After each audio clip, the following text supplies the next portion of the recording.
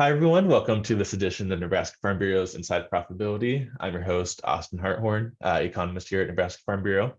For those who are new here, Inside Profitability is a video series we put on once a month where we discuss the pressing topic on the minds of our members, specifically one that can impact their bottom line.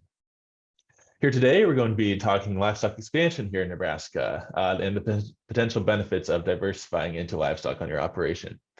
It wasn't so long ago, it seemed like everyone was running cattle, had a dairy barn, raised hogs, and had a chicken flock all alongside a few acres that they farmed. Of course, times have changed since then, and Nebraska producers have become more or less specialized in one area.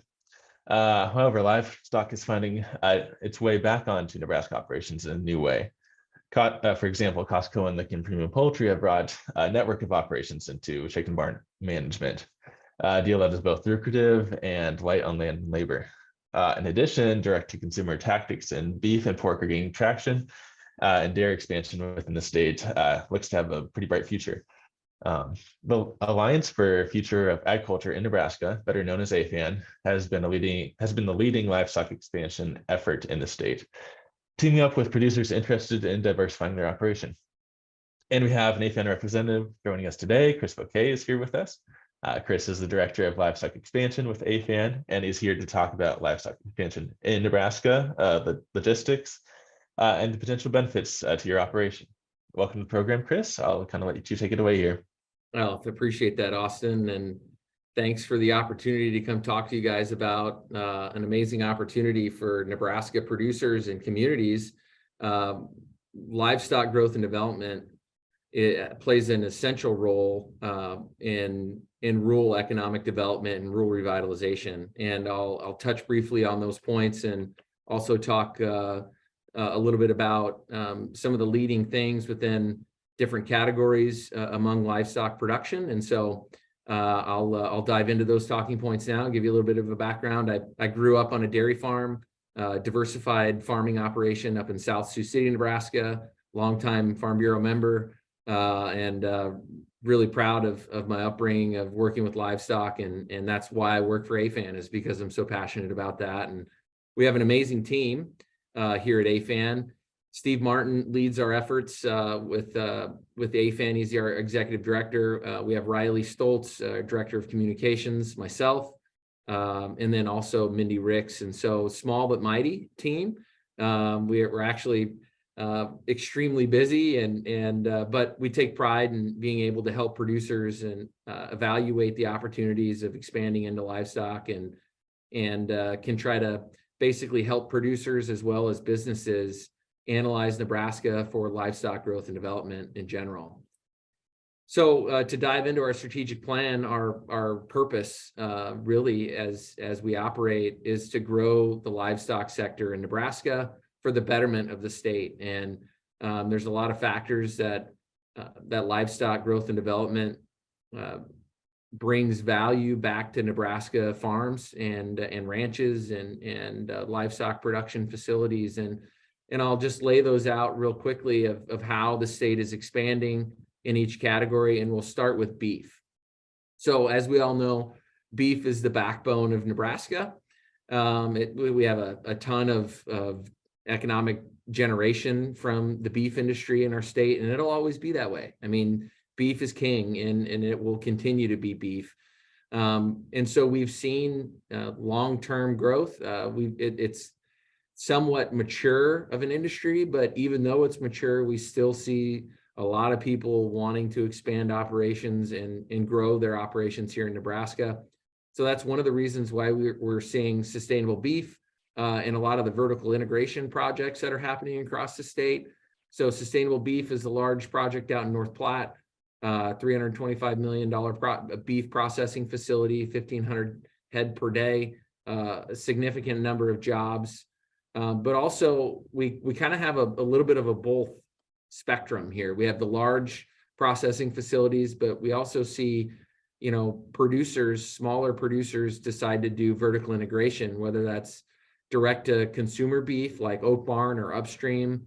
And then we have McLean Beef, which is started up a smaller beef processing facility, and they're being really crafty about how they market their product and being pretty successful doing that as well.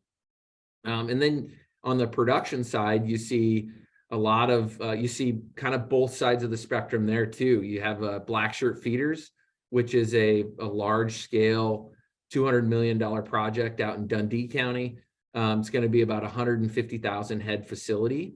And that's actually going to be dairy on beef. We're starting to see a lot of dairy cross improvements in the genetics and the yields and feed efficiency and conversion rate. And so people are starting to analyze that and understand its economic value.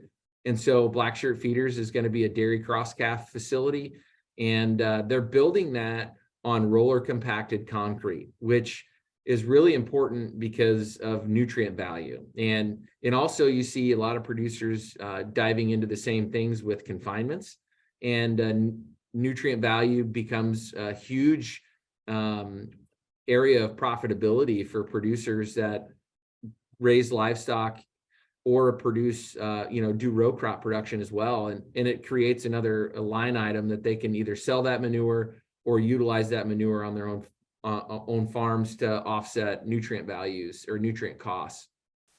So we continue to see innovation across the beef sector, and really excited to see where that goes, and continue innovation, meaning robotic innovation too, with robotic feeding systems. And so just kind of portrays the innovation across the livestock sectors that we're starting to see here in Nebraska.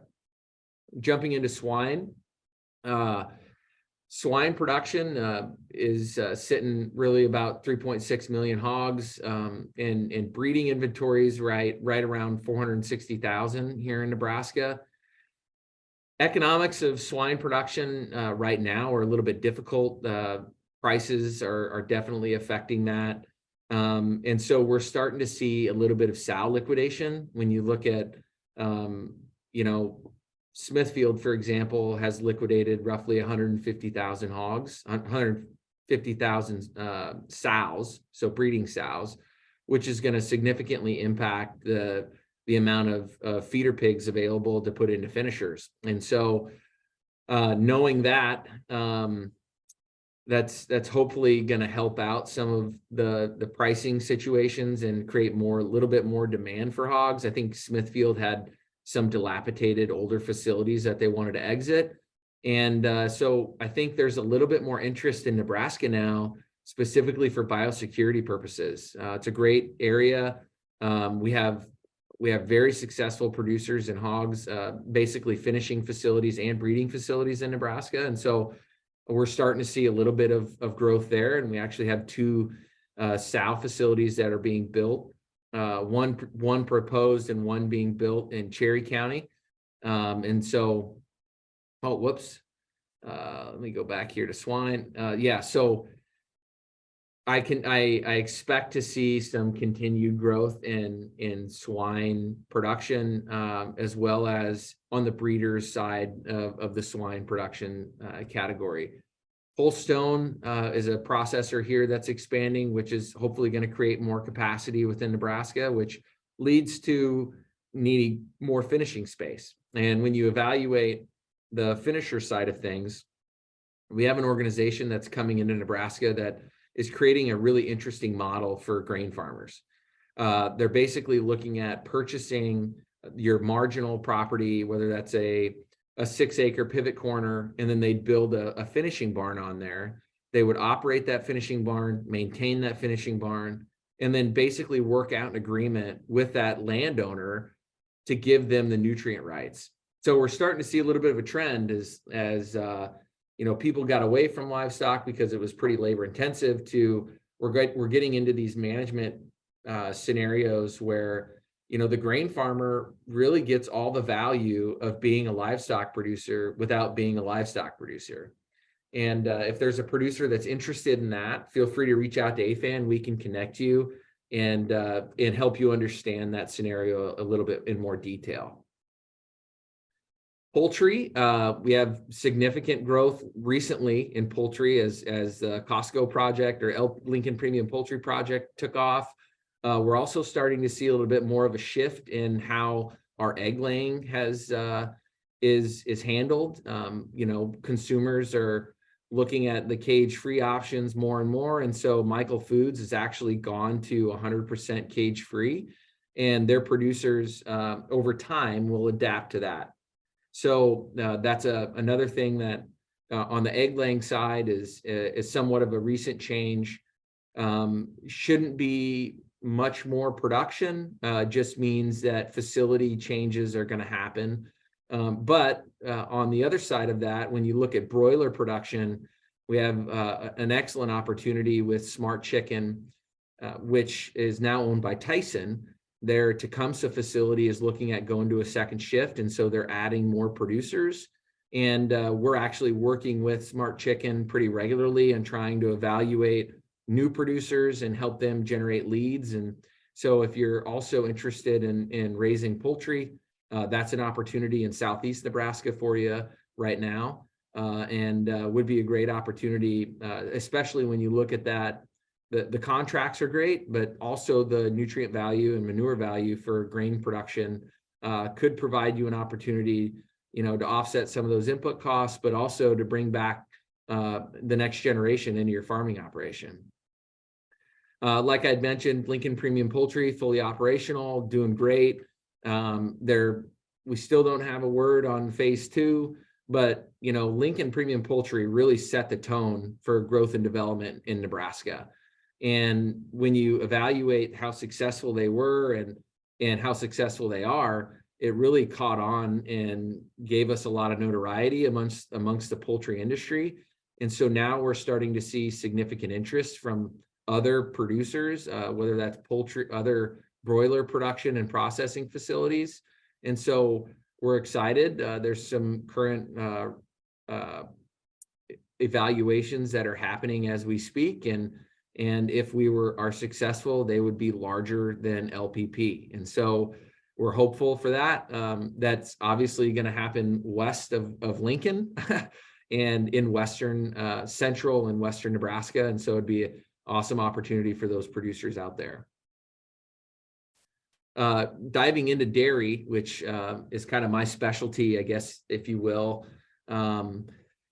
We right now have an amazing opportunity to grow the dairy sector in Nebraska and have, it's been one of those things that we've been really championing for a long time, but are seeing significant growth and interest from dairy processors.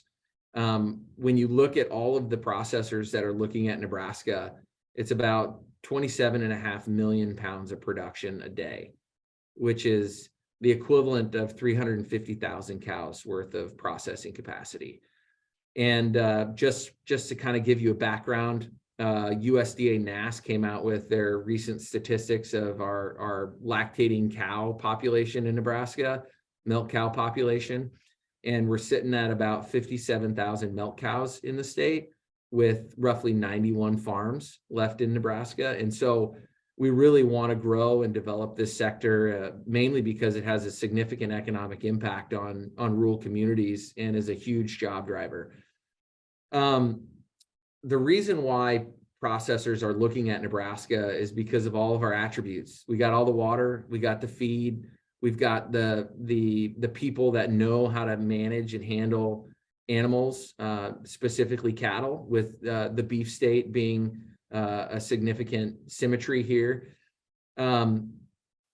And so our workforce is experienced, and we also have governmental regulations and a governmental climate that is significantly hospitable towards livestock growth and production.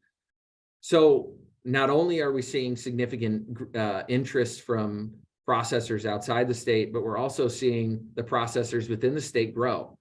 And right now we have Milk Specialties Global, MSG, in Norfolk. They're undergoing a $55 million expansion project, which is going to increase their processing capacity from roughly 400,000 pounds a day to 2.2 million pounds a day.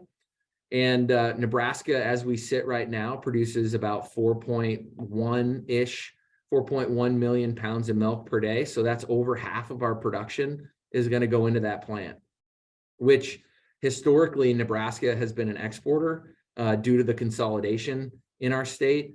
But long story short, this is going to create a local market for Nebraska producers and keep milk local. And it's also creating competition and an opportunity for our producers to expand in the state. We are also hopeful on a new milk bottling plant that we're hopeful to announce in the coming weeks. That'd be about $150 million project and 1.2 million pounds of milk. So we're looking at 3.4 million pounds of milk expansion here in the state when we only produce 4 million pounds of milk. So that's going to create a pretty significant vacuum in those current markets where that milk is going, which is going to create more growth, which is good for Nebraska grain farmers as well as dairy farmers, because it creates that additional economic opportunity.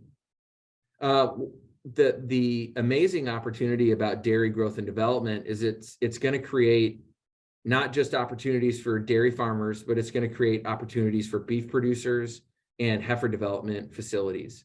So every farm is really modernizing their breeding programs into dairy on beef, which, as I mentioned earlier in the beef update with black shirt feeders, the genetics are significantly improving and the yields are getting significantly better. And so I think that's an awesome opportunity for beef producers to utilize or create relationships with these new farms that are going to be built. So the one nice part about getting a dairy cross calf is that calf is consistent every time it comes off the dairy. You get the same animal every time, and they're continually evolving and getting better with their genetics. Heifer development's kind of a different game, but also another opportunity. And what we really think is going to kind of put this over the cliff as far as economic value for Nebraska producers is the manure, nutrient, and silage exchange scenario. And so we've kind of briefly touched on all the other categories and the reasons why local grain farmers are looking at livestock production and integrating that into their farming operation is because of that nutrient value. And so we worked with nutrient advisors to truly understand that direct and indirect relationship that a grain farmer will see by partnering long-term with a dairy farmer. And so you can kind of see by this spreadsheet the indirect and direct value in that total acre advantage, per acre advantage down in the bottom right-hand corner. And when you add up all the things that we have identified as, cost savings or direct value, it comes out to about 529 acres, $529 per acre advantage by partnering long-term with a grain farmer. And to break that down a little bit, the grain farmer doesn't harvest his crop anymore. He doesn't pay for the nutrients because the dairy farmer provides those nutrients. He doesn't harvest because the dairy farmer's coming in and chopping all that silage. And so there's no harvest costs, there's no fuel costs, there's no labor costs associated with harvesting. There's no nutrients associated, really no nutrient costs associated. So that's a savings. You get a yield bump, 10 to 20% yield bump by integrating that manure and improving your soil health. You don't have to dry your grains. You don't have to truck your end of year grain to and from your market. You don't have to pay for storage. You don't have the electrical costs with drying your grain. There's just a lot of amazing direct and indirect values that are created by partnering long-term with the dairy farmer. And the other amazing opportunity is that with that long-term agreement, it actually raises your property value because you have that nutrient source locally. Some claim that it's anywhere from $500 to $1,000 per acre more per acre on your land value, rather than just buying nutrients from your local fertilizer and selling that grain or selling that land as is. So we think that by partnering, with a local dairy farmer or a new dairy farmer, that there's a lot of benefits, not just for the grain farmer, but also for the community, because when you bring in a large dairy or a dairy in general, you're adding jobs, you're adding economic vitality to your local community. And this is really true for all of livestock. But when you analyze dairy processor growth, we recently did a study with the University of Nebraska that outlined that developing one large cheese plant in rural Nebraska or Nebraska in general would bring about $1.7 billion of annual economic impact. Now, that's not even considering construction costs. So you've got, at today's construction costs, you've got really about $800 million to $1 billion in cost to build the cheese plant. And you've got about $8,000 to $10,000 per cow to build the dairy. So, being conservative, assuming that the dairy is going to cost $100 million or $10,000 per cow. If you're building a 10,000 cow dairy, you're at $100 million worth of investment in rural Nebraska. And I'm not sure where you could find a better economic driver than dairy, let alone just livestock in general. And so that's pretty much my spiel for today. We've got a lot of opportunity in growth and development in Nebraska for livestock production. Nutrient value continues to be the driver behind this livestock growth. And we think it's an amazing opportunity for Nebraska grain farmers and farmers in general. So I appreciate your time and be happy to answer any questions you have. Yeah. Thank you so much, Kris. That's awesome. I love, I think really harped on the dairy expansion. I think the dairy expansion within the state, the potential for that is really exciting. And what you just went through there, it could be really a very lucrative partnership with grain producers for dairies. And you mentioned we have a lot of assets here in Nebraska. We have the workforce, we have water, we have feed, we have the know-how, good government regulation. Why has it taken processors kind of until now to kind of see Nebraska as a good place to expand into and enter this arena? Yeah, that's a really great question. And when you look at the milk markets, Nebraska has been, like I'd mentioned, an exporter really of their milk into different markets to be processed. And that's really hit our producers pretty hard because the producer pays the freight. So when you look at the mailbox milk price in Nebraska, the federal order mailbox milk price, we're actually the second lowest in the country because we don't have any local processing capacity and that farmer pays the freight. So by adding this processing capacity, it's going to affect that. But the reason why, in my opinion, that processors have been kind of hesitant to look at Nebraska as an opportunity is because of the consolidation that we've had historically. And really the milk markets that our producers have are two cooperatives. So you've got Associated Milk Producers, AMPI, and then you've got Dairy Farmers of America. And between the two, those are your opportunities to buy milk from Nebraska farmers, because producers don't have that market competition like we used to with all these local markets like the Ravenna cheese plant. We had Dodge had a creamery, Orchard had a cheese plant. We just had a lot of local markets that, these new processors could come in and start working out relationships.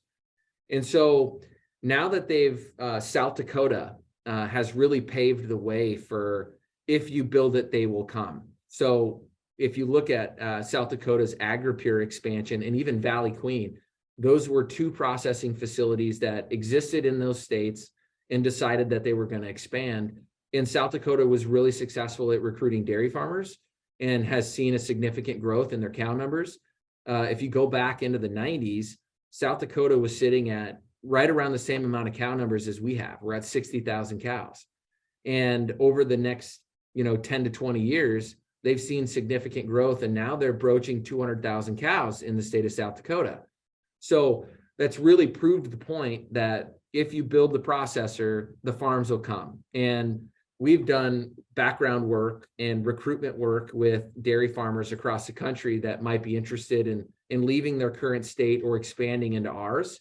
And we've got letters of intent lined up for those processors, and that's giving them that comfort level. And so as they evaluate where they're going to go, South Dakota's starting to get a little bit more full. Kansas has water problems. So does the panhandle of Texas.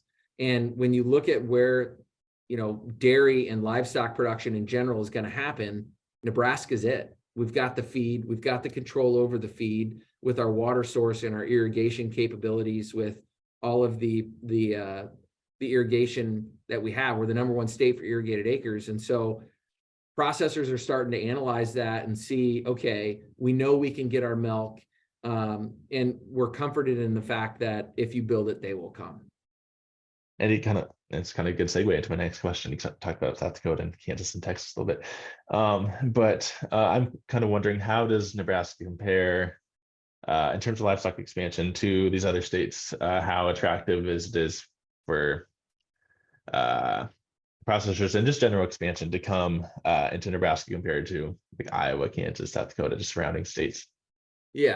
Yeah, each state is so incredibly different when it comes to zoning and, feed availability and things like that. And, we kind of got ourselves a little bit siloed, if you will. So Minnesota's known for turkey production, #1 turkey producing state in the country.